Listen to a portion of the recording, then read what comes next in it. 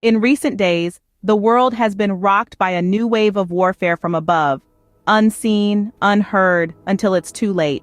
Drones have become the latest tool in the arsenal of nations, a paradigm shift in the landscape of modern conflict. In the heart of this development is the recent drone attacks. The skies, once a canvas for the dreams of aviators, now serve as a battlefield for autonomous machines. A chilling reality as nations grapple with the implications of this new era of warfare.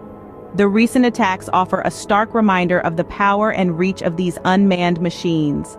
The drones, operating from a distance, swoop in with deadly precision, leaving destruction in their wake. The aftermath is a grim testament to the evolution of warfare, a haunting picture of the future that is now our present. The implications of these attacks are far-reaching and profound. They signal a new era where borders are no longer barriers, where the front lines are no longer defined by geography but by technology.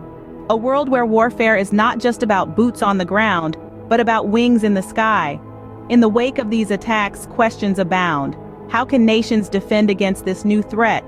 What does this mean for the future of warfare?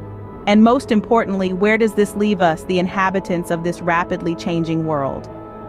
As we grapple with these questions, one thing is clear. The age of drones is upon us, and with it comes a new set of challenges and opportunities. But as with all technological advancements, the question remains, will we master this technology or will it master us? In summary, the advent of drone warfare has ushered in a new era of conflict marked by recent attacks.